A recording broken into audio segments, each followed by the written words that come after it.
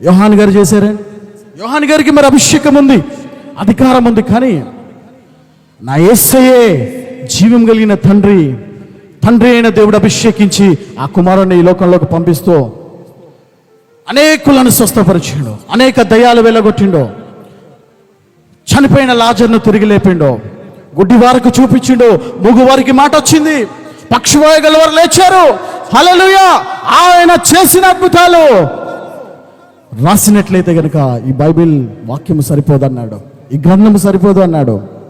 అభిషేకం అనగా ఏంటండి? అధికారము.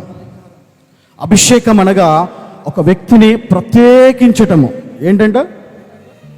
ప్రత్యేకించబడినటువంటి వ్యక్తి. ఒక వ్యక్తిని ప్రత్యేకింపడము అంటే దేని కొరకు ప్రత్యేకించడము?